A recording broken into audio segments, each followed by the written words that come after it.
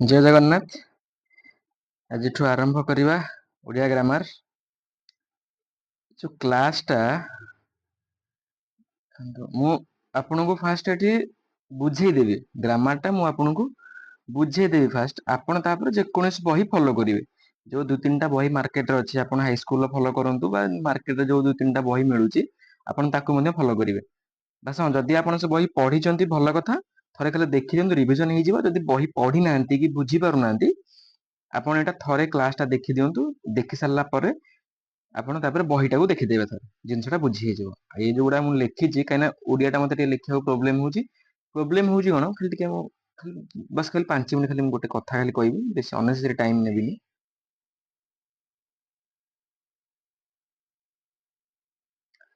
Actually ଯୋଉ ପିପିଟା ମୁଁ ବନଉଛି, ପିପିଟା ବନେଇବା ପାଇଁ ଟିକେ ଟାଇମ ଲାଗେ। ମୁଁ ଆପଣଙ୍କର କରେଣ୍ଟ ଆଫେୟାରଟା ବନଉଛି। ଆଉ ହଁ, ଏବେ ଓଡିଶା ଜିଏସ୍ ହେଲା ଆଉ ହିଷ୍ଟ୍ରି, ଜେନେରାଲ ଷ୍ଟଡି ଯୋଉଟା ସେଇଟା, ଆଉ ପ୍ଲସ ରିଜନିଂ ର, ଆଉ ହବ ମ୍ୟାଥରେ ବି କ୍ଲାସ। ମତେ ଟିକେ ଟାଇମ, ମତେ ନିଜକୁ ବି ପଢିବାର ଅଛି ନା, ସେଥିଲାଗି ମୁଁ ଓଡିଆର ଏଇ ପିପିଟା ମତେ ଟିକେ ବନେଇଦେବି, କିନ୍ତୁ ଟିକେ ଟାଇମ ଲାଗିବ। ସେଥିଲାଗି ମୁଁ ଓଡିଆଟା ବାସ୍ ଖାଲି ଦେଖନ୍ତୁ, ଓଡିଆ ପାଇଁ ବହୁତ ସାରା ସୋର୍ସ ଅଛି, ବହି ଦୁଇ ତିନିଟା ଅଛି ମାର୍କେଟରେ। ମୁଁ ଖାଲି ଆପଣଙ୍କୁ ଟିକେ ବୁଝେଇଦେବି, ଖାଲି ଜିନିଷଟା ଖାଲି କହିଦେବି, ବୁଝେଇଦେବି କଣ କହିଦେବି ଖାଲି। ଆପଣ ଥରେ ୱାନ୍ସ ଏଇଟା ଦେଖିଦେବେ, ଭିଡିଓଟା ଡିଟେଲ୍ସ ଆନାଲିସିସଟା ଦେଖିଦେବେ।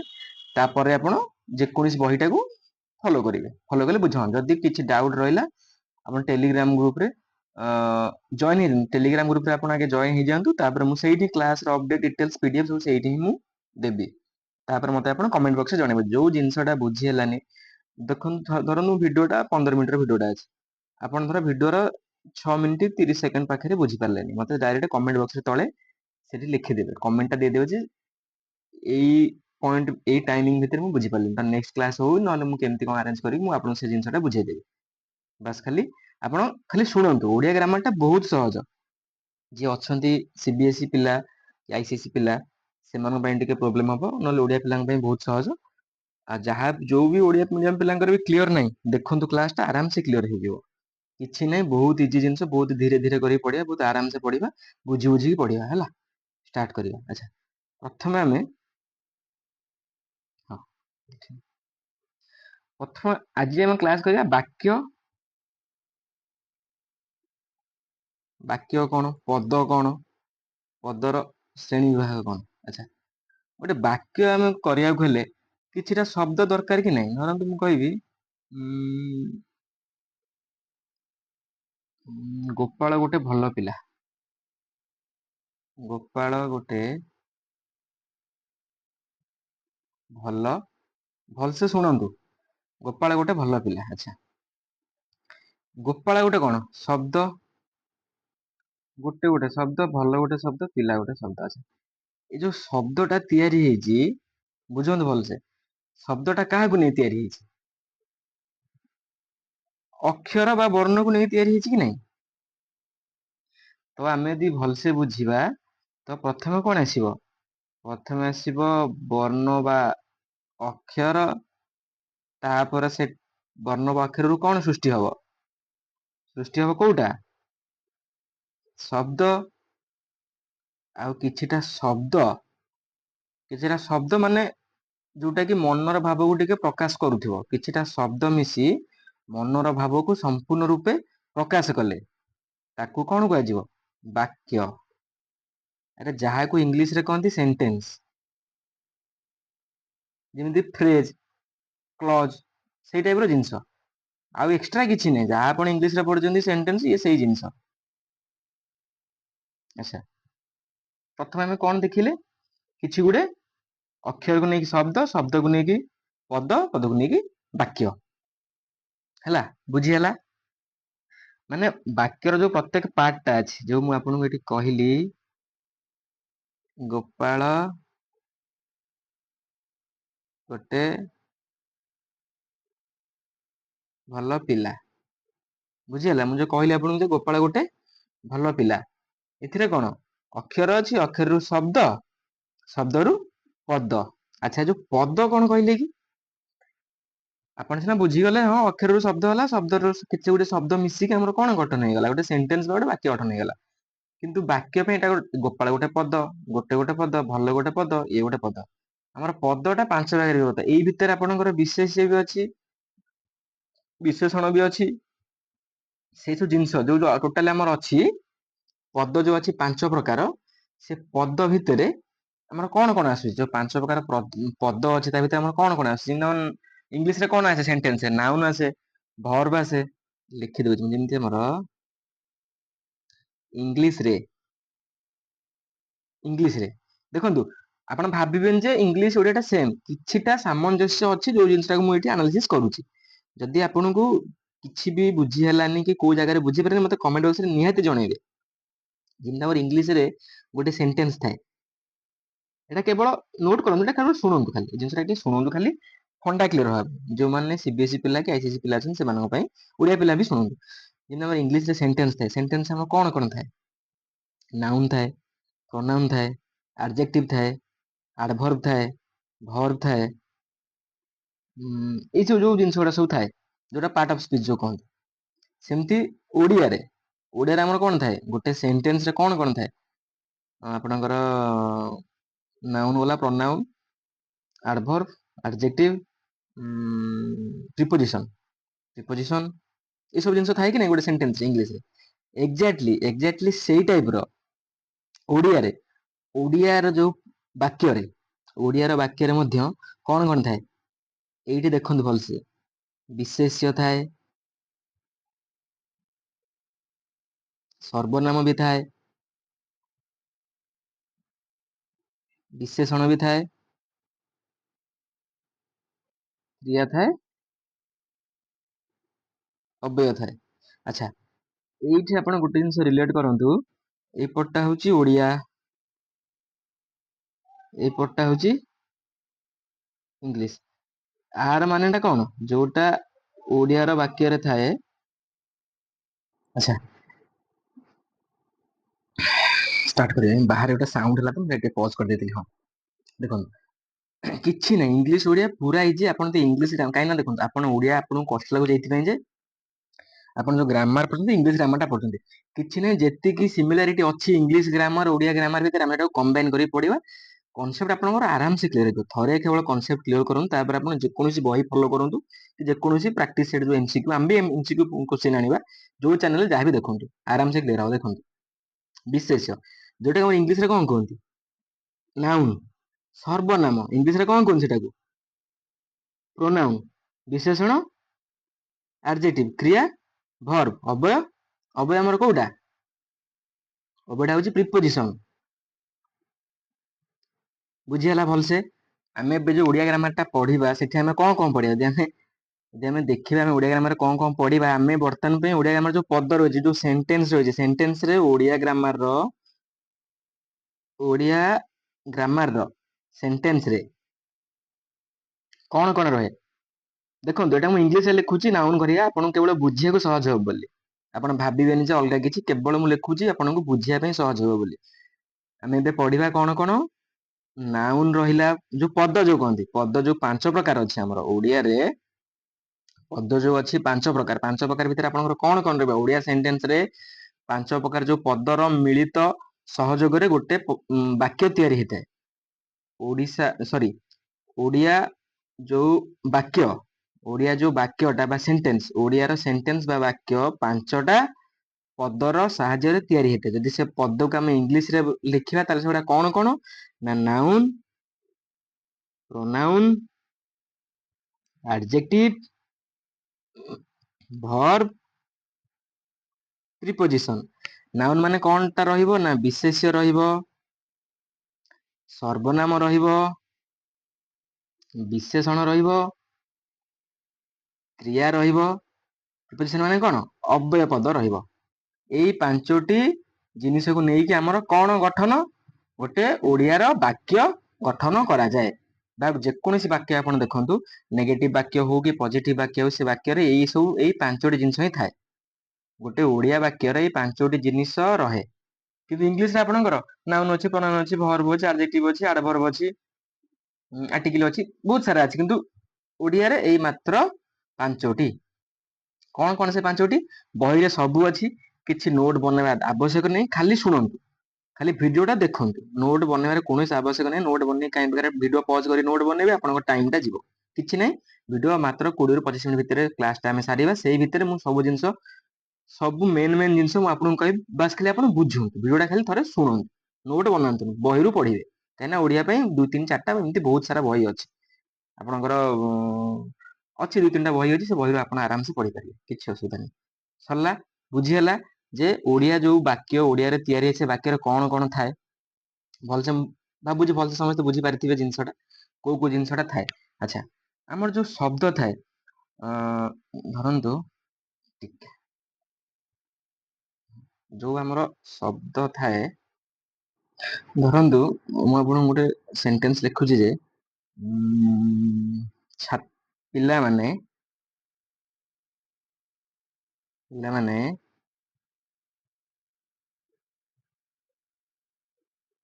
ବିଦ୍ୟାଳୟରୁ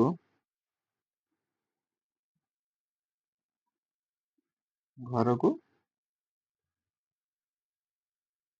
ଫେରିଲେ। କିଛି ଲେଖନ୍ତୁ, ସବୁ ବହିରେ ଅଛି, ବହି ଦେଖି ଆପଣ ଆରାମସେ ପଢିବେ, ଖାଲି ଟିକେ ବୁଝନ୍ତୁ ହେଲା। ଆଚ୍ଛା, ଏଠି ଆମର ଯୋଉ ପଦ ଅଛି, କେତେଟା ପଦ ଅଛି? ଗୋଟେ ପଦ, 2ଟା ପଦ, 3ଟା ପଦ, 4ଟା ପଦ। ଏଠି ଆମର କେତେଟା ପଦ ରହିଲା? 4ଟା ପଦ ରହିଲା। ଆଚ୍ଛା, ଏ ଯୋଉ 4ଟା ପଦ ରହିଲା, ଏଇ ଯୋଉ ପଦ ସବୁ ତିଆରି, ଯୋଉ ବିଦ୍ୟାଳୟ, ଘର, ଫେରିଲେ, ଏଇଟା କଣ? ଏଇ ଯୋଉ ପଦ ଗୁଡାକ ଅଛି, ଏଇଟା କଣ? ମୂଳ ଶବ୍ଦ ଆର ଅଲଗା। ବିଦ୍ୟାଳୟରୁ ଯଦି ଆମେ ଏଠି ରୁ ଟାକୁ କାଟିଦବା, ଏଠି କୁ ଟାକୁ କାଟିଦବା, ଏଠି ଫେରିଲେ ଲେ ଟାକୁ ଲ ଟାକୁ ଏଠି କାଟିଦବା, ଆମର କଣ କଣ ରହିବ? ବିଦ୍ୟାଳୟ ରହିବ, ଘର ରହିବ, ଫେର ରହିବ, ଯୋଉଟା କି ହଉଛି ଆମର ପ୍ରକୃତରେ ମୂଳ ଶବ୍ଦ। ହଁ, ମୂଳ ଶବ୍ଦକୁ ଆମର ପ୍ରାତିପଦିକ ମଧ୍ୟ କହନ୍ତି। ଏଇଟା ଗୋଟେ ଇମ୍ପୋର୍ଟାଣ୍ଟ, ବହିରେ ଅଛି। ଆପଣ ଯଦି ବହି ଧରିଛନ୍ତି ବି ଭଲ କଥା, ବହିଟା ଅଣ୍ଡରଲାଇନ ଆପଣ କରିପାରିବେ। ମୂଳ ଶବ୍ଦକୁ କଣ କୁହାଯାଏ? ପ୍ରାତିପଦିକ ବୋଲି କୁହାଯାଏ। କ୍ୱେଶ୍ଚିନ୍ ପଚାରିଦବ ଶବ୍ଦର ଅନ୍ୟ ନାମ କଣ? ଆନ୍ସର ହବ ପ୍ରାତିପଦିକ। ଏ ଯୋଉ ବିଦ୍ୟାଳୟରୁ ଆପଣ ରୁ ଟାକୁ କାଟିଦେବେ, ସରି ଟିକେ ଦେହଟା ଖରାପ ଅଛି, ଭଏସ ଟା ଟିକେ ଅଡ୍ ଶୁଭୁଥିବ, କିଛି ନାହିଁ, ଟିକେ ଆଡଜଷ୍ଟ କରିବେ ଆଉ। ଯଦି ଆପଣ ବିଦ୍ୟାଳୟରୁ ରୁ ଟାକୁ କାଟିଦେବେ, ତାହେଲେ ଆପଣଙ୍କର ରହିବ କଣ? କେବଳ ବିଦ୍ୟାଳୟ ହିଁ ରହିବ, ଯୋଉଟା କି ଆମର ମୂଳ ଶବ୍ଦ। ମୂଳ ଶବ୍ଦକୁ ଆମର କଣ କୁହାଯାଏ? ପ୍ରାତିପଦିକ ବୋଲି କୁହାଯାଏ। କାହାକୁ? ମୂଳ ଶବ୍ଦକୁ। କାହିଁକି ନା ଏଇଟା କୋଉଠୁ ଆସିଛି? ଯୋଉ ବିଦ୍ୟାଳୟରୁଟା ବିଦ୍ୟାଳୟ ଶବ୍ଦରୁ ଆସିଛି, ଘରକୁଟା କୁ କାଟିଥିଲେ ଘର ଶବ୍ଦରୁ ଆସିଛି, ଫେରିଲେଟା ଫେର ଶବ୍ଦରୁ ଆସିଛି। ତାର ଫେରଟା ହଉଛି କଣ? ମୂଳ ଶବ୍ଦ। କାରଣ ଏଣ୍ଟାର ଫେରିଲେଟା ହଉଛି କଣ? ଆପଣଙ୍କର କ୍ରିୟାପଦ। ବୁଝିହେଲା ଭଲସେ? ଯେ ମୂଳ ଶବ୍ଦକୁ ପ୍ରାତିପଦିକ କୁହାଯାଏ। ଏଠା ଘରକୁ କୋଉଟା କାଟିଦେଲେ ଘର ହଉଛି ମୂଳ ଶବ୍ଦ, କିନ୍ତୁ ଏଠି ଫେରିଲାଠୁ ଫେର, ଫେରଟା ହଉଛି ଗୋଟେ ଧାତୁ। ବୁଝିହେଲା? ମାନେ ଯା, ପଡ, ଖା, ବ, ଏଗୁଡା ସବୁ ହଉଛି ଧାତୁ। ନେକ୍ସଟ ଆମେ ଦେଖିବା। ଆଚ୍ଛା, ହଁ, ଯୋଉ 5ଟା ପଦ ଥିଲା, କଣ କଣ ଥିଲା? ନାଉନ ଥିଲା, ପ୍ରନାଉନ ଥିଲା, ଆଉ କଣ ଥିଲା? ଆଡଜେକ୍ଟିଭ ଥିଲା, ଭର୍ବ ଥିଲା, ଆଉ କୋଉଟା ଥିଲା? ଅବ୍ୟୟ। ଅବ୍ୟୟ କୋଉଟା ଥିଲା? ପ୍ରିପୋଜିସନ। ଏଇଟା ମନେ ରଖନ୍ତୁ, ଯୋଉ ଜିନିଷଟା ମୁଁ କହିଲି, ଯଦି ଆପଣ ବହି ଧରିଛନ୍ତି, ବହି ସାଇଡରେ ବିଶେଷ ତଳେ ନାଉନ ଲେଖି ଦିଅନ୍ତୁ, ସର୍ବନାମ, ଆପଣଙ୍କୁ ବୁଝିବାକୁ ସୁବିଧା ହବ। କାହିଁକିନା ଆପଣ ଇଂଲିଶ ଗ୍ରାମାର ସାଙ୍ଗରେ ପୁରା ଆକ୍ୱେଣ୍ଟେଡ ଅଛନ୍ତି। ଇଂଲିଶ ଗ୍ରାମାର ସାଙ୍ଗରେ ଓଡିଆ ଗ୍ରାମାର ସାଙ୍ଗରେ ଆକ୍ୱେଣ୍ଟେଡ ନାହାନ୍ତି ବୋଲି ଆପଣଙ୍କୁ କଷ୍ଟ ଲାଗୁଛି, ନହେଲେ ଓଡିଆଠୁ ସହଜ ଗ୍ରାମାର କିଛି ନାହିଁ। ଓଡିଆ ଗ୍ରାମାରଟା ସବୁଠୁ ଇଜି, ସବୁଠୁ ମାର୍କ ସିକ୍ୟୁରିଂ ସବଜେକ୍ଟଟା। ଆଚ୍ଛା, ସରିଗଲା। ପଦ ଆମର କେତେ ଭାଗରେ ବିଭକ୍ତ? ସେଣ୍ଟେନ୍ସଟା ଆମେ ବୁଝିଲେ ଏବେ। 5 ଭାଗରେ ବିଭକ୍ତ। କଣ କଣ ରହିଲା? ଏବେ ମୁଁ ଓଡିଆରେ ଲେଖୁଛି, କନଫ୍ୟୁଜ ହେବେନି। ବିଶେଷ୍ୟ, ତଳେ ଲେଖି ଦଉଛି ନାଉନ ହେଲା। ବିଶେଷଣ, ତଳେ ଲେଖି ଦଉଛି କଣ ଏଟା? ଆଡଜେକ୍ଟିଭ। ଆଚ୍ଛା, ଜିନିଷଟା ମୁଁ କହୁଛି, ଏଇଠି ଧର ଲେଖିଲି, ରାମ ଗୋଟେ ଭଲ ପିଲା। ଆଚ୍ଛା, ଯଦି ମୁଁ ଗୋଟେ ଇଂଲିଶରେ ଲେଖିବି,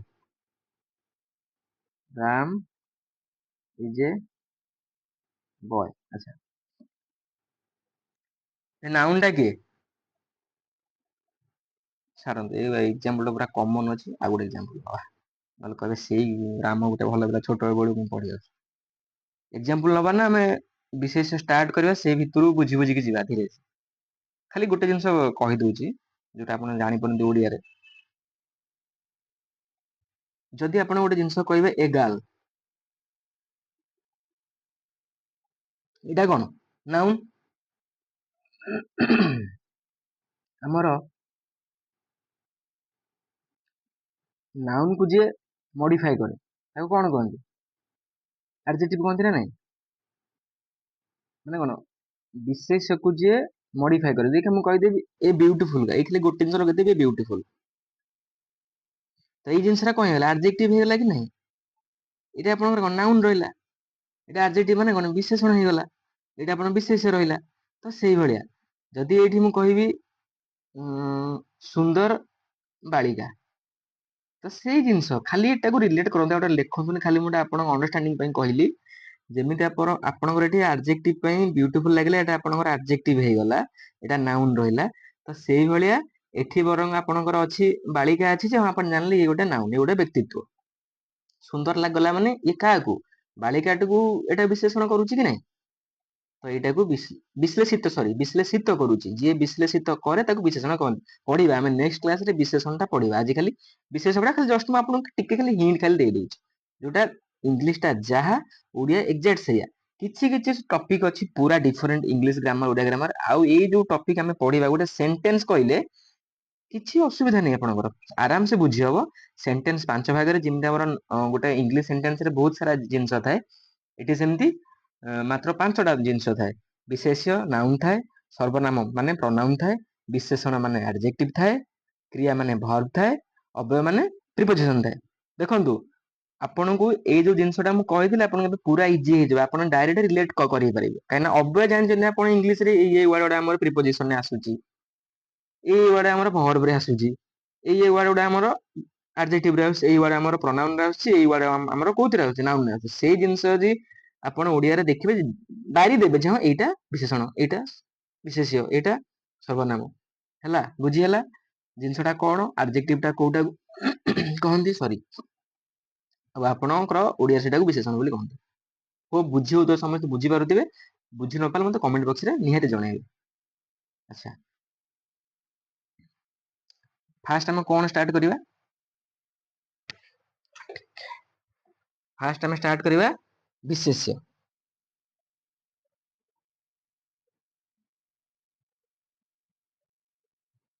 ଆଚ୍ଛା, ବିଶେଷ୍ୟର ପୁଣି 5 ପ୍ରକାର ଅଛି।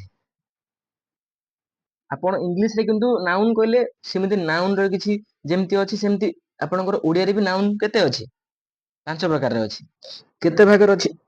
ସରି, ଦେହଟା କାଶଟା ହଉଛି ତ, ପଜ କରିବାକୁ ପଡୁଛି ସେଥିଲାଗି। ଓକେ, ଆଚ୍ଛା, ଆମର ନାଉନ୍ ଟା ଯେମିତି ଆମର ଇଂଲିଶରେ ନାଉନ୍ ଟା ଆମର କେତେ ଭାଗରେ ଅଛି? 5 ଭାଗରେ ଅଛି।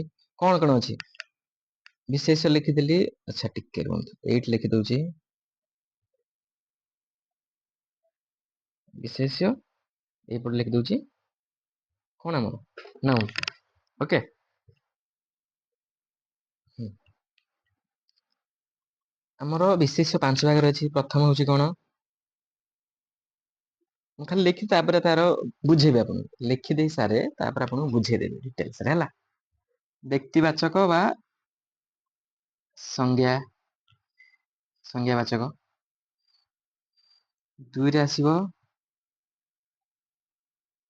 ଖାଲି ଶୁଣନ୍ତୁ, ଜାତିବାଚକ।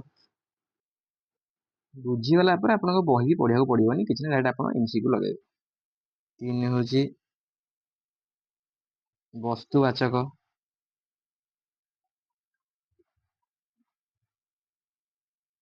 4 ହଉଛି ଆପଣଙ୍କର ଗୁଣବାଚକ।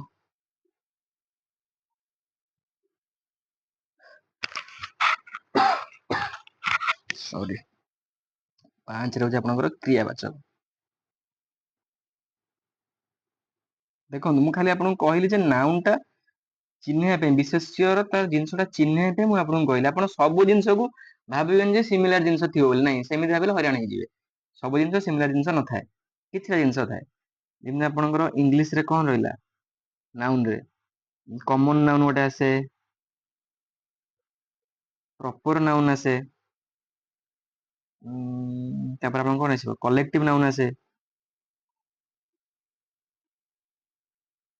ତାପରେ ଆସେ ଆପଣଙ୍କର ଆବଷ୍ଟ୍ରାକ୍ଟ ନାଉନ୍। ତାପରେ ଆପଣଙ୍କର କଣ ଆସେ, ମ୍ୟାଟେରିଆଲ ନାଉନ୍। ହେଲା, ବୁଝିହେଲା। ନାଉନ୍ ରେ ମଧ୍ୟ 5 ପ୍ରକାର। ଇଂଲିଶ ନାଉନ୍ ଟା ଆମର କେତେ, ତାର ଟାଇପ୍ସ ଟା କେତେ, 5ଟା ଭେରାଇଟି। ବିଶେଷ୍ୟ ମଧ୍ୟ ସେଇ 5ଟା, ଗୋଟେ ବ୍ୟକ୍ତି ବା ସଂଜ୍ଞା, ଗୋଟେ ହଉଛି ଜାତିବାଚକ। ଦେଖନ୍ତୁ, ବ୍ୟକ୍ତି ବା ସଂଜ୍ଞା ମାନେ ଗୋଟେ ପର୍ଟିକୁଲାର ଲୋକ ହିଁ ଲୋକକୁ ଇଣ୍ଡିକେଟ କରିବ। ଯୋଉଟା ଆପଣଙ୍କର କୋଉଟା, ବ୍ୟକ୍ତି ମାନେ ଗୋଟେ ନିର୍ଦ୍ଦିଷ୍ଟ। ଆଚ୍ଛା, ଗୋଟେ ଏକ୍ସାମ୍ପଲ ନେଇଯିବା। କଣ ନବା? ଆଚ୍ଛା, ଦେବାଶିଷ ମହାନ୍ତି ଆମର କ୍ରିକେଟ ଖେଳୁଥିଲେ ଓଡିଶାରୁ। ଦେବାଶିଷ ଖାଲି ଲେଖିଦଉଛି, ମହାନ୍ତି ଲେଖୁନି, ବଡ ହେଇଯିବ ବାକ୍ୟ, ଧରିବନି ଜାଗା। ଦେବାଶିଷ ମହାନ୍ତି ଓଡିଶାର ଜଣେ ଆନ୍ତର୍ଜାତିକ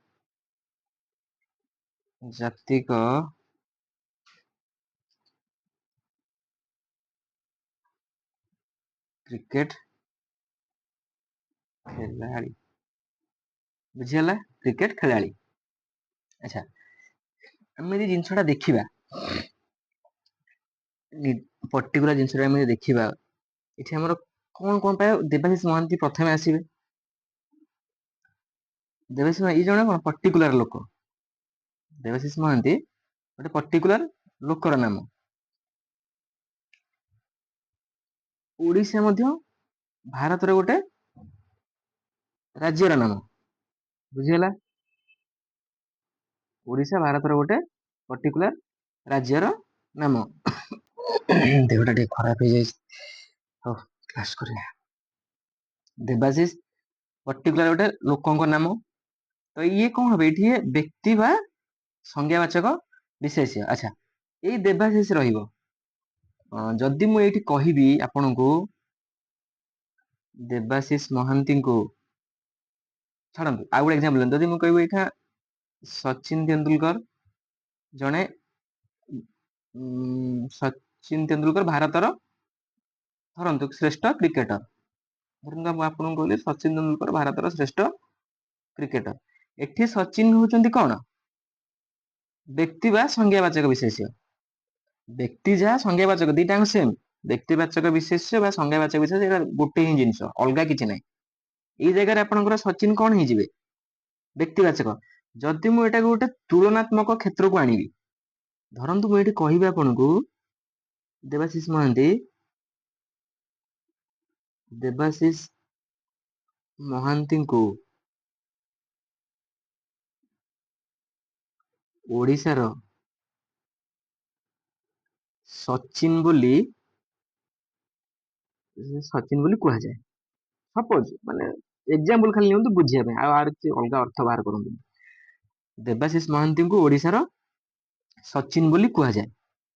ଏଇଠି କଣ, ପୂର୍ବ ଏକ୍ସାମ୍ପଲ ଆପଣଙ୍କୁ କଣ କହିଥିଲି ମୁଁ, ସଚିନ ତେନ୍ଦୁଲକର ଭାରତର ଶ୍ରେଷ୍ଠ କ୍ରିକେଟ ଖେଳାଳି। ଦେବାଶିଷ ମହାନ୍ତି ମୁଁ କଣ କହିଥିଲି, ଦେବାଶିଷ ମହାନ୍ତି ଓଡିଶାର ଜଣେ ଆନ୍ତର୍ଜାତିକ କ୍ରିକେଟ ଖେଳାଳି। ତ ସେଠି ଦେବାଶିଷ ମହାନ୍ତି ବି ବ୍ୟକ୍ତିବାଚକ ବା ସଂଜ୍ଞାବାଚକ ଥିଲେ, ସଚିନ ତେନ୍ଦୁଲକର ବି ସଂଜ୍ଞାବାଚକ ବା ବ୍ୟକ୍ତିବାଚକ ଥିଲେ।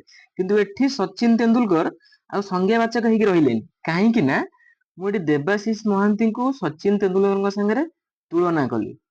ତ ଇଏ ଗୋଟେ ଜାତି, ଗୋଟେ କମ୍ୟୁନିଟି ଭିତରକୁ ପଳେଇଲା, ଗୋଟେ ଜାତିବାଚକ ବିଶେଷ। କାହିଁକି ନା ଆପଣ ଆସିବେ, ଆପଣ ମଧ୍ୟ କହିବେ କି ନାଇଁ ଆଉ କାହାକୁ ଆଣିକି ନାହିଁ, ସିଏ ବି ସଚିନ ତାଙ୍କୁ ଧରନ୍ତୁ ଆପଣ କୋଉ ଗୋଟେ ପର୍ଟିକୁଲାର ଡିଷ୍ଟ୍ରିକ୍ଟ ର ହେଇଥିବେ, ଯଦି ଆପଣ ସେ ଡିଷ୍ଟ୍ରିକ୍ଟ ର ଗୋଟେ ଭଲ ପ୍ଲେୟାର ଥିବେ, ଆପଣ ସେ ଡିଷ୍ଟ୍ରିକ୍ଟ ପ୍ଲେୟାରଙ୍କୁ ବି ତେନ୍ଦୁଲକରଙ୍କ ସାଙ୍ଗରେ କମ୍ପେୟାର କରିବେ କି ନାଇଁ, ମତେ କୁହନ୍ତୁ।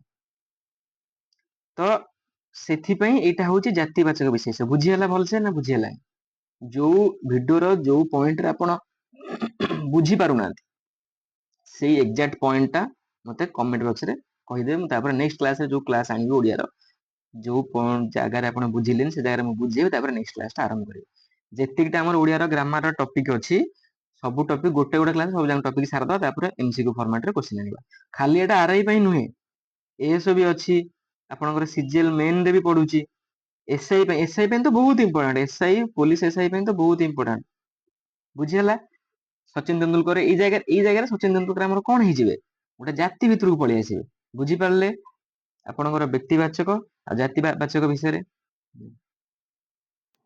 बुझीगला भलसे। व्यक्तिवाचक जातिवाचक गोटे पर्टिकुलर बा निर्दिष्ट गोटे कहंतनी सी गोटे तमे जाईकी जहाको गोटे पर्टिकुलर लोक किछि कथा तमे धर कहइबो गोटे पर्टिकुलर लोक कहबो ना गोटे निर्दिष्ट लोक कहबो ना तो पर्टिकुलर जिन लोक को बा जिनस को जोटा इंडिकेट करे ताकू कहंती व्यक्तिवाचक बा संज्ञावाचक। जोटा गोटे बहुत सारा जिनस ता भितर आसंती धरंतु मु कहबी नदी नदी गोटे जातिवाचक आसीबो किंतु यदि मु कहबी महानदी एठी बुझंतु भलसे बुझी परिबे महानदी। हाँ पूर्व जो एग्जांपल टा मु देइथिली दिलीप देवाशीष महांती को ओडिसा रो सचिन बोली लोक मानती तो से जिनसटा कोन टिके आपन टिपिकल मे भी हेतै पारे बुझिया पई काना सेटा गोटे सचिन बोले मु कहली तापर धरंतु आपन डिस्ट्रिक्ट रे कि गोटे भलो प्लेयर अछि आपन ताकू भी कंपेयर करिवे ना तो तेंदुलकर संगे रे कंपेयर करिवे ना तो तेंदुलकर हेठी गोटे जातिवाचक हे जिवे काना बहुत सारा लोक तांको कंपैरिजन को आसंती बुझी पारछन भलसे। तो एई जगह रे देखंतु नदी नदीटा आपनकर कोन महानदी हेई परिबो ब्राह्मणी भी हेई परिबो बैतरणी भी हेई परिबो। यदि मु कहबे गच्छ बा वृक्ष वृक्ष रे आपनकर कोन कोन आसीबो वृक्षटा पूरा गोटे जाति भितर ही आसे गोटे जाति भितर ही वृक्ष आसे आपनकर बर गच्छ भी आसीबो नडिया गच्छ आसीबो ताଳ गच्छ सब आसीबो कि नै बुझीगला। समुद्र यदि मु कहबी समुद्र रे कोन आपनकर बे ऑफ बेंगल आसीबो अरबियन सी भी आसीबो सब जिंस आसीबो। यदि मु कहबी आपनकू लेक ह्रद कहबी धर यदि मु कहबी ह्रद ह्रद रे आपनकर चिलिका आसीबो अंशुपा भी आसीबो ଯାହା ଅଛି ଯୋଉଟା पर्टिकुलर जिनस को बुझाइबो सी होची संज्ञावाचक बा व्यक्तिवाचक जोटा पर्टिकुलर न बुझाई बहुत लोकंकर साधारण को बुझाई थाए माने बहुत सारा लोक हेई पारंती देखो ये कोन गोटे लोक नदी कोन गोटे लोक किंतु हां लोक को जगह आसीबे जदि आपण कंपेयर करिवे एठी देखंतु एठी मु धरंतु महानदी अछि एठी तो आपण महानदी मु आपण कोन कहली व्यक्तिवाचक कहली कि नै बा व्यक्तिवाचक ए जगह को आजिबो संज्ञावाचक बुझिला कि नै ए जगह कोन को आजिबो संज्ञावाचक को आजिबो। एठी आपणकर मु कोन कहली आपण जे महानदी होची संज्ञावाचक किंतु ए नदीटा होची जातिवाचक देखिबे मु एखा महानदी की जातिवाचक रे इनक्लूड कर दे देखो महानदी कोन ओडिसा रे गोटे नदी कि नै ओडिसा रे बड़ नदी महानदी धरंतु धरंतु आपणकर देवी नदी कोड जाईची पुरी जगतसिंहपुर देकी जाईची कि नै जदि खाली तो गोटे नदी जाइनी ना गोटे नदी आपणकर जाइनी ना पुरी देकी यदि मु एबे कहिबी देवी नदी को देवी को पुरी रो बा जगतसिंहपुर जहाँ भी नियंता आपण जी पट देकी जाईची ना पुरी बा जगतसिंहपुर रो महानदी बोली कुहा जाय कथा टे बुझंतु डेप्थ रे बुझंतु अननेसरी किछि कुहा होनी जहाँ आपण बुझिया पई कुहा होची देवी नदी को बा देवी को पुरी रो बा जगतसिंहपुर जो जो एरिया देकी जाईची आपण मु तो जानिनी खाली पुरी जगतसिंहपुर मु जानिची महानदी कुहा जाय सेठी मु कोन कहिथिली बुझंतु कथाटा बुझंतु ओडिया ग्रामर टा बहुत इंटरेस्टिंग टॉपिक आपण बुझी बुझी की पढी आपण बडे लागियो पढिया बोरिंग बिल्कुल हेबेनी आ बही मते लागुची आ पर आपण बही खेलिया को पडिबनी जदि मु जाय आपण कहिबी देवी नदी सेठी मु कोन कहिथिली महानदीटा होची आपणकर नदीटा होतला जातिवाचक महानदी होतला संज्ञावाचक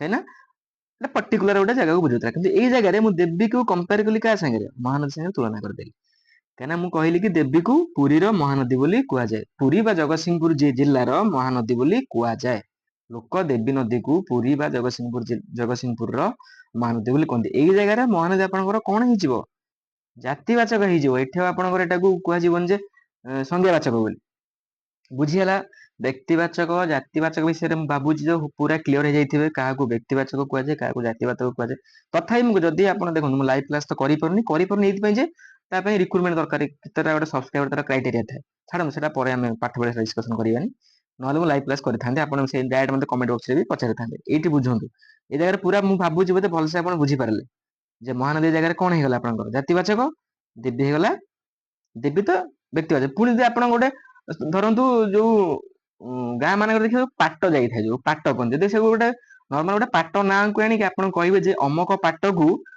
अमक पंचायत रो देवी नदी बोली कुआ जाय ତ ସେ ଜାଗାରେ ଦେବୀଟା ଆପଣଙ୍କର କଣ ହେଇଯିବ? ଜାତିବାଚକ ହେଇଯିବ। ବୁଝନ୍ତୁ, କଥାଟା ବୁଝନ୍ତୁ ଭଲସେ। ଆପଣ ଯଦି ଗୋଟେ ପାଟ ବା ଯୋଉ ପାଟ କୁହନ୍ତି ବା ନାଳି ଯୋଉ ବିଲରେ ଯୋଉ ପାଣି ମଡା ପାଟ କୁହନ୍ତି ସେଟାକୁ, ଆପଣଙ୍କ ଏରିଆରେ କଣ କହୁଥିବେ ମୁଁ ତ କହିପାରିବିନି। ଯଦି ସେଇ ପାଟଟାକୁ ଆପଣ ଆଣିକି ଦେବୀରେ କମ୍ପେୟାର କରିବେ, ଦେବୀ ନଦୀରେ, ତ ସେଇଠି ଜାଗାରେ ଦେବୀଟାକୁ ଆପଣ କହିବେନି ଯେ ବ୍ୟକ୍ତିବାଚକ ବା ସଂଜ୍ଞାବାଚକ ବୋଲି। ଦେବୀଟାକୁ ଆପଣ କଣ କହିବେ? ସେ ଜାଗାରେ ଦେବୀଟା ଆପଣଙ୍କର କଣ ହେଇଯିବ? ଦେବୀଟା ଆପଣଙ୍କ ଜାଗାରେ ହେଇଯିବ ଜାତିବାଚକ। କିଛି ଏଗୁଡାକ ମାନେ ମୁଁ ଗାରଉଛି, କିଛି ଅସୁବିଧା ନାହିଁ। ଆପଣ ଖାଲି ବୁଝନ୍ତୁ। ଆପଣଙ୍କୁ କିଛି ନୋଟ ଗୁରା ଦରକାର ନାହିଁ କି ଆପଣ ପଢିବା ବି କିଛି ଆବଶ୍ୟକ ନାହିଁ ହେଲା। ସବୁ ବହିରେ ଅଛି। ହୋପ୍ ମତେ ଲାଗୁଛି ଆପଣଙ୍କ ବହି ବୋଧେ ଦରକାର ପଡିବ ନାହିଁ। ବୁଝିହେଲା ଭଲସେ? ଆପଣ ନିଜେ ଚାହିଁଲେ ସବୁ ଜିନିଷ ନିଜେ ବି କରିପାରିବେ ହେଲା। ଏଇ ଜାଗାରେ କଣ, ମୁଁ ଆପଣଙ୍କୁ କିଛି ସମୟ ଆଗରୁ କଣ କହିଲି ଯେ ମହାନଦୀଟା ହଉଛି ସଂଜ୍ଞାବାଚକ, କିନ୍ତୁ ଏଠି ମୁଁ କଣ କଲି ଜାତିବାଚକ କରିଦେଲି। ଦେବୀଟାକୁ କଣ କହିଲି, ଏଠି ଆପଣଙ୍କୁ କଣ କହିଲି, ଦେବୀଟା ହଉଛି କଣ ଆପଣଙ୍କର ସଂଜ୍ଞାବାଚକ। କିନ୍ତୁ ଯଦି ଆପଣ ଆପଣଙ୍କର ଗୋଟେ ପଞ୍ଚାୟତ କି ଆପଣ ଯୋଉ ଏରିଆରେ ଗୋଟେ ପାଟ ଯାଇଥିବ, ଯୋଉ ବିଲରେ ଯୋଉ ପାଟ ଯାଏ ଯୋଉ ଚାଷ ହବା ପାଇଁ, ଯଦି ସେ ପାଟଟାକୁ ଆପଣ କମ୍ପେୟାର କରିଦେବେ, କହିବେ କି ଏ ପାଟ ସମଥିଙ୍ଗ ଏକ୍ସ ପାଟ, ଏକ୍ସ ପାଟକୁ ୱାଇ ପଞ୍ଚାୟତର ଦେବୀ ନଦୀ ବୋଲି କୁହାଯାଏ। ତ ସେଇ ଜାଗାରେ ଦେବୀ ଆପଣଙ୍କର ରହିବନି। ଆଉ ଦେବୀ ଆପଣଙ୍କର ସଂଜ୍ଞାବାଚକ ହେଇ ରହିବନି। ଦେବୀ ଆପଣଙ୍କର କଣ ହେଇଯିବ? ଜାତିବାଚକ ଭିତରକୁ ପଳେଇ ଆସିବ। ବୁଝିହେଲା ଭଲସେ? ଆଠୁ ବୋଧେ ଆଉ ମତେ ଯାଇ ଲାଗୁନି ୟୁଟ୍ୟୁବରେ ପେଡରେ ବୋଧେ ପଢଉଥିବେ, କାହିଁକିନା ମୁଁ ତ କେବେ ପେଡ୍ କୋର୍ସ କେବେ କିଣିନି। ପେଡରେ ବୋଧେ ପଢଉଥିବେ ଆଠୁ ଭଲ। ମତେ ଲାଗୁନି, ମେ ବି ମତେ ଲାଗୁଛି ମୁଁ ଯେତିକି ବି କହିଲି ହୋପ୍ ଆପଣ ବୁଝିପାରୁଥିବେ। ଜାତିବାଚକ ବ୍ୟକ୍ତିବାଚକ ପୁରା କ୍ଲିୟର ହେଇଯାଇଥିବ। ତାପରେ ଆମର କଣ ଥିଲା? ଜାତିବାଚକ ବ୍ୟକ୍ତିବାଚକ ପରେ ବସ୍ତୁବାଚକ ଥିଲା। ଆଚ୍ଛା, ଜାତିବାଚକର ଆଉ ଗୋଟେ ଯୋଉଟା ଆମର କମନ ଗୋଟେ ଏକ୍ସାମ୍ପଲ ନିଅନ୍ତି ସବୁ ଲୋକମାନେ, କୋଉଟାକୁ ନିଅନ୍ତି? ମହାତ୍ମା ଗାନ୍ଧୀଙ୍କୁ କମ୍ପେୟାର କରନ୍ତି ଯେ ଆମର କଣ କହିବା,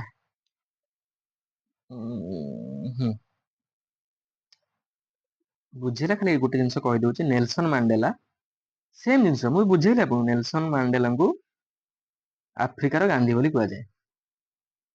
କିନ୍ତୁ ମହାତ୍ମା ଗାନ୍ଧୀ ଇଣ୍ଡିଆର ଲୋକ। ଇଣ୍ଡିଆରେ ଯଦି ଡାଇରେକ୍ଟ ହେବ ମହାତ୍ମା ଗାନ୍ଧୀଙ୍କ ଜନ୍ମ ଏଇ ଦିନ କି ମହାତ୍ମା ଗାନ୍ଧୀ ଦେଶକୁ ସ୍ଵାଧୀନ କରିଥିଲେ, ସେ ଜାଗାରେ ମହାତ୍ମା ଗାନ୍ଧୀ ଆପଣଙ୍କର ବ୍ୟକ୍ତିବାଚକ ବା ବିଶେଷରେ ଆସିବେ। କିନ୍ତୁ ନେଲସନ ମାଣ୍ଡେଲା ବି ଜଣେ ବ୍ୟକ୍ତିବାଚକ ବିଶେଷ। କିନ୍ତୁ ଯେହେତୁ କମ୍ପେୟାର ହେଇଗଲେ, ତ ମହାତ୍ମା ଗାନ୍ଧୀ ଏଇ ଜାଗାରେ କଣ ହେଇଯିବେ, ଆମର କଣ ହେଇଯିବେ? ଜାତିବାଚକ।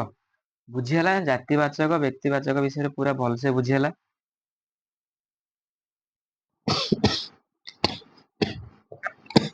ସରି ସାର୍, କିଛିଟା ଏକ୍ସାମ୍ପଲ ନେଇଯିବେ ଆଉ ଟିକେ ଆପଣ ବୁଝିଯିବେ। ତ ନେଇଥିଲି ଏକ୍ସାମ୍ପଲ, ନଦୀ ନେଲି।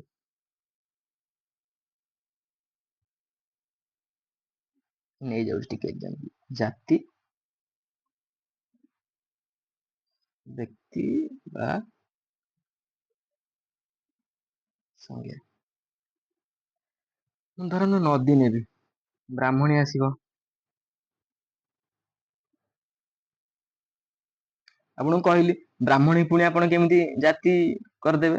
ଧରନ୍ତୁ ଆପଣ ବ୍ରାହ୍ମଣଟା ଆମର କଣ ଢେଙ୍କାନାଳ, ଯାଜପୁର ଆଉ କେନ୍ଦ୍ରାପଡା, କେନ୍ଦ୍ରାପଡା ଦେଇକି ଯାଇଛି। ଧରନ୍ତୁ କେନ୍ଦ୍ରାପଡା ଗୋଟେ ନଦୀ ଅଛି ଗୋବରୀ ନଦୀ। ମୁଁ ଯଦି କହିବି ଆପଣଙ୍କୁ ଗୋବରୀ ନଦୀଟାକୁ ଯୋଉ ଏରିଆ ଦେଇକି ଯାଇଛି, ଛାଡନ୍ତୁ ଗୋବରୀ ବି ଯାଇଛି, ଧରନ୍ତୁ ଗୋଟେ କୋଉ ଗୋଟେ ପାଟ ଯାଇଛି ଗୋଟେ ଗାଁ ଦେଇକି, ଆପଣ ସେ ଗାଁର ସେ ପାଟଟାକୁ କମ୍ପେୟାର କରିଦେବେ ବ୍ରାହ୍ମଣୀ ସାଙ୍ଗେ, ତ ସେ ଜାଗାରେ ବ୍ରାହ୍ମଣୀଟା ଆପଣଙ୍କର କଣ ହେଇଯିବ? ଜାତିରେ ପଳେଇଯିବ। ବୁଝିଗଲା? ଛାଡନ୍ତୁ, ଏତେ ନାହିଁ, ଯେତିକି ଡିସ୍କସନ କଲି।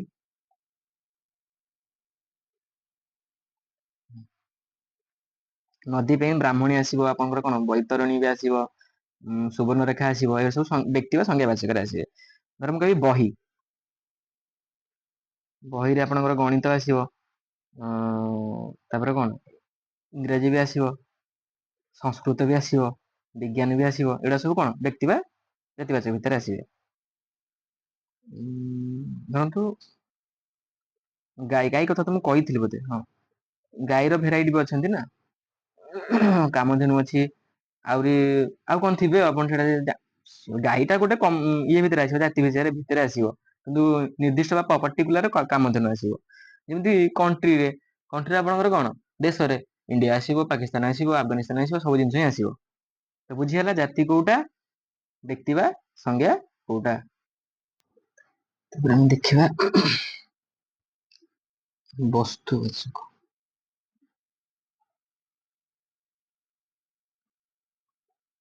ଆଚ୍ଛା, ବସ୍ତୁବାଚକ କଣ? ଯୋଉ ପଦ ପର୍ଟିକୁଲାର ବସ୍ତୁର ନାମକୁ ପ୍ରକାଶ କରୁଥିବ ତାକୁ ବସ୍ତୁବାଚକ ବିଶେଷ୍ୟ ବୋଲି କହନ୍ତି। ଯେମିତି କି କାଠ, ପଥର,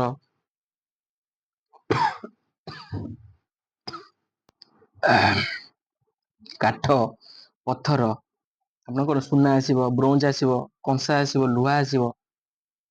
ଲୁହା ଖାଲି ଟିକେ ହାଲକା ଗାରେଇ ଦଉଛି, କାହିଁକି ନା ଆପଣ ବି ରଫ୍ ରେ ଟିକେ ଗାରେଇ ଦିଅନ୍ତୁ, ମନେ ରହିଯିବ ହେଲା। ଶୁଣନ୍ତୁ, ରଫ୍ ରେ ଟିକେ ଗାରେଇ ଦିଅନ୍ତୁ, ଗାରେଇ ଦେଲେ ଟିକେ ମନେ ରହିଯାଏ ଆଉ। ନହେଲେ ନୋଟ୍ ଫୋଟ୍ ବନେଇକି କିଛି ଆବଶ୍ୟକ ନାହିଁ, ସବୁ ଜିନିଷ ଅଛି। ମାଟି, ଆପଣଙ୍କର ଆଉ କଣ ରହିଲା? ପଥର, ଏଟା ସବୁ ବସ୍ତୁ ଭିତରେ ହିଁ ଆସେ। ଆଚ୍ଛା, ବସ୍ତୁ ଆଉ ଜାତି ବାଚକ ଭିତରେ କିଛିଟା ପାର୍ଥକ୍ୟ ଥାଏ। ତାର ପାର୍ଥକ୍ୟ କଣ ଜାଣିଛନ୍ତି କି ନାଇଁ? ଯଦି ଆପଣ ଗୋଟେ ବସ୍ତୁକୁ ମାନେ ପାର୍ଟିସନ କରିଦେବେ, ମାନେ ଭାଙ୍ଗିଦେବେ, ଗୋଟେ ବସ୍ତୁକୁ ଆପଣ ଭାଙ୍ଗିଦେବେ, ଭାଙ୍ଗିଲା ପରେ ତାର ଯଦି ନାଁରେ କୌଣସି ପରିବର୍ତ୍ତନ ହବନି, ତାହେଲେ ସେଟା ବସ୍ତୁବାଚକ ବିଶେଷ୍ୟ। ଯଦି ନାଁରେ ସେଟା ପରିଚିତ ନ ହୁଏ, ସରି ମୁଁ ଓଲଟା ବୋଧେ କହିଦେଲି। ଯଦି ଆପଣ ଗୋଟେ ବସ୍ତୁକୁ ଖଣ୍ଡ ଖଣ୍ଡି କଲେ, ଭାଙ୍ଗିଲେ, ଯଦି କୌଣସି ପରିବର୍ତ୍ତନ ହୁଏ ନାହିଁ, ସରି ଠିକ କହିଥିଲେ, ସେଟା ହଉଛି ବସ୍ତୁବାଚକ ବିଶେଷ୍ୟ। ଯଦି ପରିବର୍ତ୍ତନ ହୋଇଯାଏ, ତାହେଲେ ତାକୁ ଜାତିବାଚକ ବିଶେଷ୍ୟ ବୋଲି କୁହନ୍ତି। ବୁଝିହେଲା? ଯଦି ବସ୍ତୁଟାକୁ ଆମେ ପାର୍ଟ ପାର୍ଟ କରିବା, ବସ୍ତୁଟାକୁ ଭାଙ୍ଗିଦବା, ଖଣ୍ଡ ଖଣ୍ଡ କରି ଭାଙ୍ଗିଦେବା, ପାର୍ଟ ପାର୍ଟ କଲେ, ଯଦି ତା ନାଁରେ କିଛି ପରିବର୍ତ୍ତନ ହୁଏନି, ତାକୁ କଣ କୁହାଯିବ? ସେଟାକୁ ବସ୍ତୁ ବୋଲି କୁହାଯାଏ। ଆପଣ ଗୋଟେ ପେଟ୍ରୋଲ ଧର ଅଛି, ପେଟ୍ରୋଲ ଟାକୁ ଆପଣ ଆଉ ଗୋଟେ ଡବାରେ ପୁରେଇ ଦେବେ, ବୁଝନ୍ତୁ, ପେଟ୍ରୋଲ ଟାକୁ ଆଉ ଗୋଟେ ଡବାରେ ଆପଣ ପୁରେଇ ଦେବେ, ସେଟା କଣ ଆଉ ପାଣି ହେଇଯିବ କି ପେଟ୍ରୋଲ, ନା ଭେସଲିନ୍ ହେଇଯିବ? ନାଇଁ, ସେଟା ସେ ପେଟ୍ରୋଲ ହେଇକି ହିଁ ରହିବ। ମାଟିଟା ଅଛି, ଗୋଟେ ମାଟି ମୁଣ୍ଡା ଅଛି, ଆପଣ ତାକୁ ଚାରି ଚେନା କରିଦେଲେ, ମାଟି ମୁଣ୍ଡାଟାକୁ, ମାଟି ମୁଣ୍ଡାଟାକୁ ଆପଣ ତାକୁ ଚାରି ଭାଗେ ଭାଙ୍ଗିଦେଲେ, ସେ ମାଟି ରହିଲା ନା, ଆଉ କଣ ହୀରା ହେଇଗଲା କି? ହୀରା ହେଇଗଲେ ସେଇ ହୀରାକୁ ଭାଙ୍ଗିଲେ ବି ସେ ହୀରା ହିଁ ରହିବ। ଯୋଉ ଜିନିଷଟା ତାର ପୂର୍ବ ନାମରେ ନାମିତ ହେଇକି ରହିବ, ସେଇଟାକୁ କହିବା ଆମେ ବସ୍ତୁବାଚକ। ଯଦି ନୂଆ ନାଁ କିଛି ପାଇଲା, ସେଟାକୁ ଆମେ କଣ କହିବା? ସେଟାକୁ କହିଦବା ଜାତି ବାଚକ। କାହିଁକି ନା ଦେଖନ୍ତୁ, ମାଟି ଅଛି, କିଛିଟା ମାଟି ମୁଁ ଆଣିଲି, ଆଣିକି ଗୋଟେ ମୂର୍ତ୍ତି କରିଦେଲି। ଦେଖନ୍ତୁ, ଏଇଠି ଗୋଟେ ବଢିଆ ଇଣ୍ଟରେଷ୍ଟିଂ ଲାଗିବ ଆପଣଙ୍କୁ। ଓଡିଆ ଗ୍ରାମାର ଟା ଆପଣଙ୍କର ବହୁତ ଇଣ୍ଟରେଷ୍ଟିଂ ପାଠ, ଆପଣ ଖାଲି ଟିକେ ଭଲସେ ବୁଝିବାର ଅଛି, ଆପଣଙ୍କୁ ଟୋଟାଲି ବୋରିଂ ଲାଗିବ ହିଁ ନାହିଁ ଓଡିଆ ଗ୍ରାମାର, ହେଲା। ଲାଗିବନି, ଡର ବି ଛାଡିଯିବ। ଯୋଉମାନେ ଓଡିଆ ହେଇକି ଡରୁଛନ୍ତି, ତାଙ୍କର ଡର ପୁରା ପୁରି ବିଲକୁଲ ଛାଡିଯିବ ଡର। ଧର ଏଠି ବସ୍ତୁ ହେଲା, ହଁ, ବସ୍ତୁରୁ କଣ ଆସିବ? ଜାତି ଆସିବ। ଜାତିରୁ କଣ ଆସିବ? ଜାତିରୁ ଆସିବ ବ୍ୟକ୍ତି ବା ସଂଜ୍ଞା। ଏଇଟା ତ ଜାତୀୟ ବ୍ୟକ୍ତି ସଂଜ୍ଞା, ଏଇ ଜିନିଷ ମତେ ଲାଗୁଛି ବୋଧେ ଆଉ ଡାଉଟ କାର ନଥିବ କ୍ଲାସ ଟା ଦେଖିଲା ପରେ। ଆଚ୍ଛା, ବସ୍ତୁରେ ଆମେ ଯିବା ଜାତି ପାଖକୁ, ଜାତିରୁ ଯିବା ବ୍ୟକ୍ତି ବା ସଂଜ୍ଞା ପାଖକୁ, ହେଲା। ତାପରେ ଆଉ କେବଳ ଗୋଟେ ରହିବ କ୍ରିୟାବାଚକ, ତାପରେ ଆମର ବିଶେଷ ପାର୍ଟ ଟା ଓଭର। ଆଚ୍ଛା, ମୁଁ କଣ କହିଥିଲି? ଯଦି ବସ୍ତୁକୁ ଆପଣ ପାର୍ଟ ପାର୍ଟ କରି ଭାଙ୍ଗିବେ, ଯଦି ତାର ନାଁରେ କୌଣସି ଚେଞ୍ଜେସ ହୁଏନି, ଖଣ୍ଡ ଖଣ୍ଡ କଲେ ଚେଞ୍ଜେସ ହୁଏନି, ସେ ଜାଗାରେ ଆପଣଙ୍କର ସେଟା ସେ ବସ୍ତୁବାଚକରେ ରହିବ। ଯଦି ଚେଞ୍ଜେସ ହେଲା, ସେଟା ଆପଣଙ୍କର କଣ ହେଇଯିବ? ଜାତିକି ଯିବ, ହେଲା। ଜାତି ପରେ ଆମେ କଣ ବାହାର କରିଦବା? ଜାତିରୁ କଣ ବାହାର କରିଦବା? ବ୍ୟକ୍ତି ବା ସଂଜ୍ଞା। ଆଚ୍ଛା, ଠିକ ଅଛି। ଆମେ ପ୍ରଥମେ କାଠ ଧରନ୍ତୁ, କାଠ ନିଅନ୍ତୁ, ହେଲା। କାଠ ନେଲେ, କାଠରୁ ଆମେ କଣ, କାଠର ସହଯୋଗରେ ଆମେ କିଛି ଗୋଟେ ଫର୍ଣ୍ଣିଚର ସେଟ୍ ବନେଇଲେ, ଆସବାସ ପତ୍ର ବା ଯୋଉ ଫର୍ଣ୍ଣିଚର ସେଟ୍, ଗୋଟେ ଇଂଲିଶ ଲେଖିଦଉଛି ଫର୍ଣ୍ଣିଚର, କେହି କିଛି ଭାବିବେନି। ଫର୍ଣ୍ଣିଚର ବନେଇଲେ, ଫର୍ଣ୍ଣିଚର ଟା କଣ ଜାତି ଭିତରେ ଆସିବ ନା? ଫର୍ଣ୍ଣିଚର ଭିତରେ ଆପଣଙ୍କୁ ବହୁତ ସାରା ଜିନିଷ ଆସିବ, ଡେସ୍କ ଆସିବ, ଟେବୁଲ ଆସିବ, ଆସିବ କି ନାଇଁ? ବୁଝିହେଲା? ଆଉ ଧରନ୍ତୁ ଆପଣ ନେଇଯାଆନ୍ତୁ ମାଟି, ଏଇଟା ମାଟି ନେଲେ, ମାଟିରୁ ଆପଣ ଧର ମାଟିକୁ ୟୁଜ କରିକି ଆପଣ ଧର ଠାକୁର ମୂର୍ତ୍ତି ବନେଇଲେ ଧରନ୍ତୁ। ଆଚ୍ଛା, ମୂର୍ତ୍ତିରେ ଆପଣ ଗଣେଶ ମୂର୍ତ୍ତି ବି ବନେଇ ପାରୁଥିବେ, ସରସ୍ଵତୀ ମୂର୍ତ୍ତି ବି ବନେଇଥିବେ, ଦୁର୍ଗାଙ୍କ ମୂର୍ତ୍ତି ବି ବନେଇଥିବେ କି ନାଇଁ? ବୁଝିହେଲା? ବସ୍ତୁ, ଜାତି, ବ୍ୟକ୍ତି ବା ସଂଜ୍ଞା। ବୁଝିହେଲା ତ? କାଗଜ ଧରିଲେ, କାଗଜରୁ କଣ ଆପଣ ବହି ବନେଇଲେ, ବହିରୁ ଆପଣ ଗଣିତ ବହି ବନେଇଥିବେ, ବିଜ୍ଞାନ ବହି ବନେଇଥିବେ, ସାହିତ୍ୟ ବହି ବନେଇଥିବେ, ଦେଖନ୍ତୁ ମତେ ଲାଗୁଛି ବୋଧେ ଆପଣଙ୍କୁ ବୋରିଂ ଲାଗୁନଥିବ, ଇଣ୍ଟରେଷ୍ଟିଂ ଲାଗୁଥିବ, କାହିଁକିନା ବୋରିଂ ଲାଗିଲା ମାନେ ଆପଣ ମତେ କମେଣ୍ଟ ବକ୍ସରେ କହିବେ, କାହିଁକିନା ବୋରିଂ ଲାଗିଲେ ପାଠ ଗୋଟେ ଏମିତି ଜିନିଷ, ଯଦି ଇଣ୍ଟରେଷ୍ଟିଂ ନ ଲାଗିଲା ଆପଣ ଖାଲି ଅନେଇଥିବେ ଶୁଣୁଥିବେ, କିଛି ମନେ ରହିବନି, ସବୁ ତାର ଏକାନେ ପଳେଇବ, ସେକାନେ ଭୁସ୍ ବାହାରିବ। ଇଣ୍ଟରେଷ୍ଟିଂ ଜିନିଷ ଇଣ୍ଟରେଷ୍ଟିଂ ଟା ଲାଗିବ। ହଁ ଯଦି ଇଣ୍ଟରେଷ୍ଟିଂ ନ ଲାଗେ ମତେ କହିବେ, ମୁଁ ଆଉ ନହେଲେ ଅଲଗା ୱେରେ ବି ପଢେଇବି। ପଢେଇବି କଣ, ବୁଝେଇବି ଜିନିଷଟା ହେଲା। ବୁଝିହେଲା? ବସ୍ତୁ କଣ, ଜାତି କଣ, ବ୍ୟକ୍ତି କଣ, ବୁଝିଲା କି ନାଇଁ? ଆଉ ବ୍ୟକ୍ତି ଜାତିରୁ କଣ କେମିତି କରିବା ଆମେ ବ୍ୟକ୍ତିକୁ ଜାତି, ସେଟା ତ ମୁଁ କହିଲି ପୂର୍ବ ଟିକେ ଆଗରୁ ତ କହିଲି ସେ ଜିନିଷଟା, ସେ ଜିନିଷଟା ଆପଣ ଭଲସେ ବୁଝିପାରୁଥିବେ ମଜା ଲାଗୁଛି। ସରିଲା ଗୁଣ, ସରି ହଁ ଆମର କଣ କଣ ସରିଲା? ଫାଷ୍ଟ ସରିଲା ବ୍ୟକ୍ତି ବାଚକ, ଟୋଟାଲ 5ଟା ଅଛି ପା। ଫାଷ୍ଟ ବ୍ୟକ୍ତି ବା ସଂଜ୍ଞା, ତାପରେ କଣ ସରିଲା? ବ୍ୟକ୍ତି ବା ସଂଜ୍ଞା ପରେ ଜାତିବାଚକ, ଜାତି ସରିଲା। ଜାତି ପରେ ଆମର କଣ ସରିଲା? ଏଠୁ ପଡିଲେ ବସ୍ତୁ ସରିଲା। ଜାତି ସରିଲା, ବସ୍ତୁ ସରିଲା, ଆଉ ବ୍ୟକ୍ତି ବା ସଂଜ୍ଞା ସରିଲା। ଏବେ କଣ ପଢିବା? ଏବେ ପଢିବା ଗୁଣ। ଯେମିତି ମାକ୍ସିମମ୍ ପିଲାଙ୍କର ଗୁଣ, ଖାଲି ଭିଡିଓ ଦେଖି ରହିଯିବେ, ପଢିବେନି, ରିଭିଜନ କରିବେନି, ସେଇଭଳିଆ ଗୁଣ ଆଉ କଣ। ଗୁଣବାଚକ, ଗୁଣବାଚକ ମାନେ ଗୋଟେ ପର୍ଟିକୁଲାର ଅବସ୍ଥାକୁ ବୁଝଉଥିବ, ନହେଲେ ଗୋଟେ ପର୍ଟିକୁଲାର ଗୁଣକୁ ବୁଝଉଥିବ। ପର୍ଟିକୁଲାର ଗୁଣ ବା ପର୍ଟିକୁଲାର ଗୋଟେ ଅବସ୍ଥାକୁ ବୁଝଉଥିବ। ଧରନ୍ତୁ ଟଲରେନ୍ସ ଯୋଉ କୁହନ୍ତି, ସହିଷ୍ଣୁତା, ସେଟା ବି ଗୋଟେ ଆପଣଙ୍କର ଗୋଟେ ଗୁଣ। ଗୁଣ ବାଚକ ବିଶେଷ୍ୟ।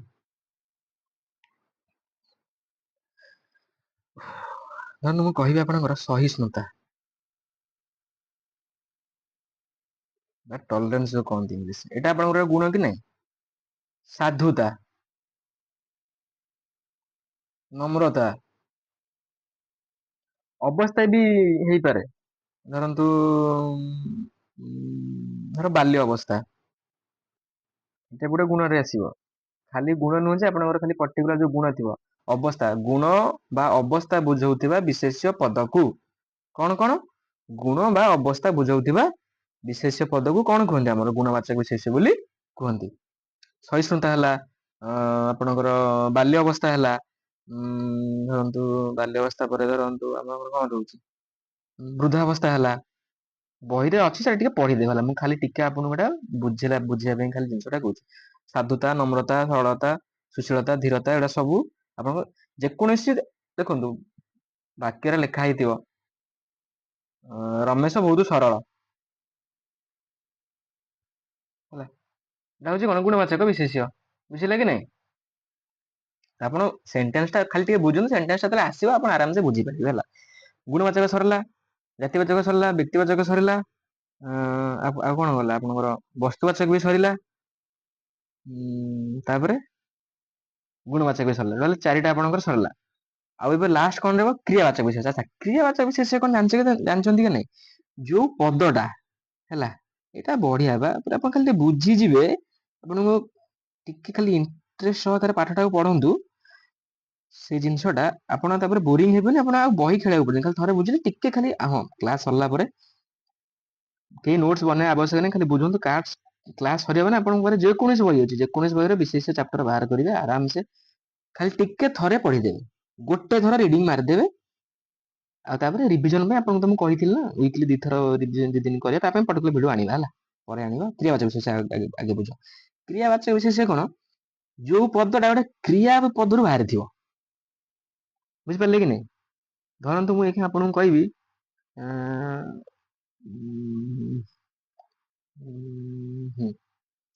ଧରନ୍ତୁ ମୁଁ କହିବି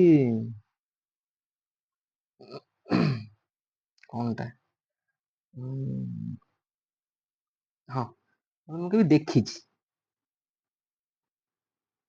ଦେଖିଛି ଧରନ୍ତୁ କହିଲି, ଦେଖିଛି ଆପଣଙ୍କର ଏଇଟା ଗୋଟେ କ୍ରିୟା ପଦ କି ନାଇଁ ମତେ କୁହନ୍ତୁ? ଦେଖିଛିଟା ଗୋଟେ କ୍ରିୟା ପଦ ନା ନାଇଁ? କିନ୍ତୁ ଯଦି ଦେଖିଛିରୁ ମୁଁ କହିଦେବି ଦର୍ଶନ, ବୁଝନ୍ତୁ କନସେପ୍ଟ ଟା ଭଲସେ ବୁଝନ୍ତୁ, ଦର୍ଶନ ମାନେ ଏଇଟା କଣ? ଏଇଟା ହଉଛି ଆପଣଙ୍କର କ୍ରିୟାବାଚକ ବିଶେଷ୍ୟ। ମାନେ ପୁରା ଇଜି ବା, ଓଡିଆ ଗ୍ରାମାର ଇଜି ପୁରା। ସିଏ ଯିଏ କହୁଛନ୍ତି ଆମର ହଉନି, ଡରୁଛନ୍ତି, ବିଲକୁଲ ଡରିବା ଆବଶ୍ୟକ ନାହିଁ। ପୁରା ଇଜି, ଓଡିଆ ଗ୍ରାମାର ଭଳିଆ ଇଜି ଜିନିଷ କିଛି ଆଉ ନାହିଁ। ଆପଣ ଟିକେ ପଢାପଢି କରିନାହାନ୍ତି, ସିବିଏସ୍ଇ ପିଲା କି ଆଇସିଏସଇ ପିଲା ହେଇଥିବେ ବୋଲି ଆପଣ ଟିକେ ଭୟ ଲାଗୁଛି, ନହେଲେ ଆଠୁ ଇଜି କୌଣସି ଜିନିଷ ନାହିଁ ଓଡିଆ ଗ୍ରାମାର। ଯଦି ମୁଁ ଏଠି ଆପଣଙ୍କୁ କହିବି କାସୁଛି,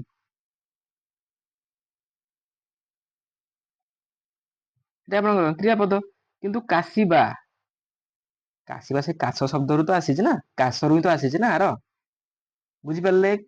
ଛ ଛାଛି ଲାଗିଛି ତ ଏଇଟା ହଉଛି ଆପଣଙ୍କର କଣ କ୍ରିୟା, ଏଇଟା କ୍ରିୟା ପଦ, ଏଇଟା ହଉଛି କ୍ରିୟା ବାଚକ ବିଶେଷ୍ୟ। କ୍ରିୟା ପଦରୁ ଯୋଉଟା ତିଆରି ହେଇଥାଏ ବା ବାହାରିଥାଏ, ପୁରା ଆକ୍ଷରିକ ଓଡିଆରେ କହିଲେ ତିଆରି ହେଇଥାଏ ମାନେ ନୁହଁ, ମୁଁ ଆପଣଙ୍କୁ କେବଳ ବୁଝିବା ପାଇଁ କହୁଛି। ଯେକୌଣସି ପଦ ଗୋଟେ କ୍ରିୟାର ନାମକୁ ବୁଝାଏ।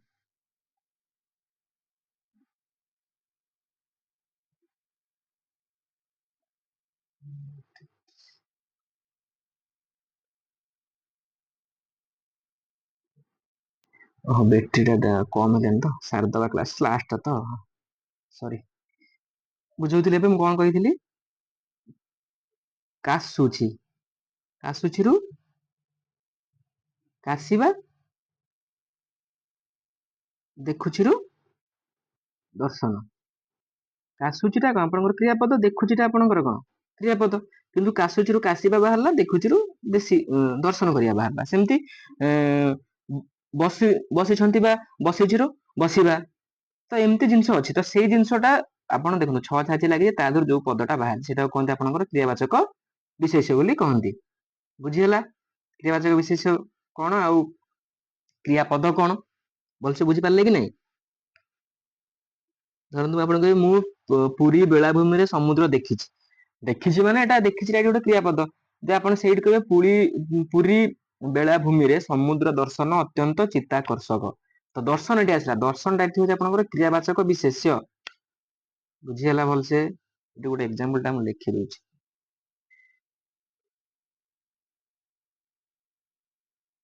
ଧରନ୍ତୁ ମୁଁ କହିବି ରାମ ବାବୁ, ରାମ ବାବୁ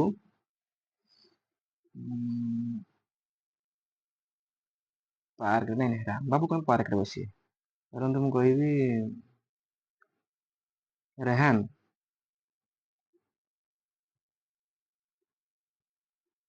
ପାର୍କରେ ବସିଛି, ଏଇ ଜାଗାରେ ବସିଛି ଆପଣଙ୍କର କଣ କ୍ରିୟାପଦ, କିନ୍ତୁ ମୁଁ କହିବି ବସିବା ଠାରୁ କାଶିବା ଭଲ,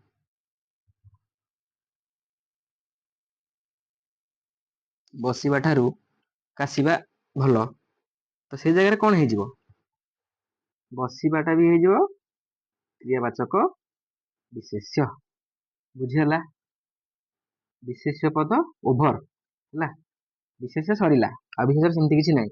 ଆଉ ଯୋଉ ଆମର ଯୋଉଟା ସମଷ୍ଟି ବାଚକ ବିଶେଷ୍ୟ, ଧରନ୍ତୁ ଗୋଟେ କମ୍ୟୁନିଟି ଟାଇପର ଗୋଟେ ଗ୍ୟାଦରିଂ ହେଇଥିବେ, ଗୋଠ, ଗାଈ ଚାରି ପାଞ୍ଚଟା ଗାଈ ବାନ୍ଧିଲା କଣ ଗାଈ ଗୋଠ, ବୃନ୍ଦ, ବୃନ୍ଦ ମାନେ କଣ ଏଣ୍ଟାୟାର ଗ୍ରାମବାସୀ ବୃନ୍ଦ କହନ୍ତି ନା, ମାନେ ଟୋଟାଲ ଗ୍ରାମବାସୀଙ୍କୁ ବୁଝାଏ। କ୍ଲାସ ବା ଶ୍ରେଣୀ, ମାନେ ଏଇ ଯୋଉଟା ସମଷ୍ଟି ବାଚକ, ମାନେ କିଛିଟା ଯୋଉଟା ରୁଣ୍ଡ ହେଇକି ଥାନ୍ତି ସେ ଜାଗାରୁ, ଏଇଟା ସବୁ ନେଇ କିଛିଟା ବ୍ୟାକରଣ ବିଧ, ମାନେ କିଛିଟା ବ୍ୟାକରଣ ବିଧ ଏଇ କଥା କହିଛନ୍ତି ଯେ ଜନତା, ସେନା ଦଳ, ଗୋଠ, ବୃନ୍ଦ ଏଇଟାକୁ ସବୁ ସମଷ୍ଟି ବାଚକ ବୋଲି କୁହାଯାଏ। ସମଷ୍ଟି ବାଚକ ମଧ୍ୟ ଆକୁ ଜାତି ବାଚକ ବି କୁହାଯାଇ ପାରିବ ହେଲା, ସମଷ୍ଟି ବାଚକ କହନ୍ତି ବା ଜାତି ବାଚକ ମଧ୍ୟ କୁହାଯାଇ ପାରିବ। ହୋପ ବିଶେଷ୍ୟ କ୍ଲାସ ଟା ଆପଣଙ୍କୁ ଭଲ ଲାଗିଥିବ। ଆଉ ଯୋଉ ସେଣ୍ଟେନ୍ସ କଥା ମୁଁ କହିଲି, ମୂଳ ଶବ୍ଦଟା କଣ ପ୍ରାତିପଦିକ କହନ୍ତି, କିଛି ଗୋଟେ ଅକ୍ଷର ମିଶିକି ଗୋଟେ ଶବ୍ଦ ତିଆରି ହୁଏ, କିଛିଟା ଶବ୍ଦ ବା ପଦ, ଶବ୍ଦ ବା ପଦ ତିଆରି ହୁଏ, ଶବ୍ଦ ବା ପଦ ମିଶିକି ଗୋଟେ ବାକ୍ୟ ଗଠନ କରନ୍ତି, ଯୋଉଟା ଇଂଲିଶରେ ସେଣ୍ଟେନ୍ସ ବୋଲି କହନ୍ତି। ତାପରେ ସେଣ୍ଟେନ୍ସରେ ଆମର କଣ ଥାନ୍ତି, ସେଣ୍ଟେନ୍ସରେ ଆମର ଇଂଲିଶ ଯେମିତି ଥାଏ ପାର୍ଟ ଅଫ ସ୍ପିଚ, ଯୋଉଟାକୁ ଇଂଲିଶରେ କହନ୍ତି ପାର୍ଟ ଅଫ ସ୍ପିଚ, ସେମିତି ସେଣ୍ଟେନ୍ସରେ ବା ପଦରେ ଆମର କଣ ଥାଏ, ପାଞ୍ଚ ପ୍ରକାର ଥାଏ ପଦର ଶ୍ରେଣୀ ବିଭାଗ, କଣ କଣ ଥାଏ, ବିଶେଷ୍ୟ ଥାଏ, ସର୍ବନାମ ଥାଏ, ବିଶେଷଣ ଥାଏ, କ୍ରିୟା ଥାଏ ବା ସରି ଅବୟବ ଥାଏ। ବୁଝିଲେ କି ନାଇଁ? ଆଜି ଆମେ ବିଶେଷ୍ୟ ଟା ପୁରା ଓଭର କଲେ। ଯୋଉ ମୁଁ କହିଲି ଆପଣଙ୍କୁ ବିଶେଷ୍ୟର ଯୋଉ ଜାଗାରେ ଯୋଉ ପର୍ଟିକୁଲାର ଟାଇମ ଭିତରେ ଆପଣଙ୍କର ଡାଉଟ ଥିବ, ସେ ଟାଇମ ଭିତରେ ମତେ ଆପଣ କମେଣ୍ଟ ବକ୍ସରେ ଲେଖିଦେବେ, ଏଇ ଜାଗାରେ ମୋର ଡାଉଟ ଅଛି ବୋଲି। ମୁଁ ପୁଣି ନେକ୍ସଟ କ୍ଲାସ ଆପଣଙ୍କୁ ବୁଝେଇବି। ନେକ୍ସଟ କ୍ଲାସ ଆମେ କଣ ଆରମ୍ଭ କରିବା, ସର୍ବନାମ ଷ୍ଟାର୍ଟ କରିବା ହେଲା, ଓକେ। କ୍ଲାସଟା କେମିତି ଲାଗିଲା ଫିଡବ୍ୟାକ୍ ଦେବେ। ଯଦି ଭଲ ଲାଗୁଥିବ ସାଙ୍ଗମାନଙ୍କ ସାଙ୍ଗରେ ସେୟାର କରିବେ, ଯେଉଁମାନେ କି ବ୍ୟାଚ୍ ଏଫୋର୍ଟ କରିପାରୁନାହାନ୍ତି ହେଲା। ସମସ୍ତ ସାଙ୍ଗରେ ବି ସେୟାର କରନ୍ତୁ, ଯିଏ କିଣିଛନ୍ତି ବ୍ୟାଚ୍ ତାଙ୍କ ସାଙ୍ଗରେ ବି ସେୟାର କରନ୍ତୁ। କିନ୍ତୁ ଭଲ ଲାଗୁଛି କ୍ଲାସଟା ନିହାତି ମୋତେ ଫିଡବ୍ୟାକଟା ଜଣେଇବେ। ଜଣେଇଲେ ମୁଁ ନେକ୍ସଟ କ୍ଲାସ ଆମେ ସର୍ବନାମ ନହେଲେ କଣ, ହଁ ସର୍ବନାମ ଷ୍ଟାର୍ଟ କରିବା ନେକ୍ସଟ କ୍ଲାସ। Thank you.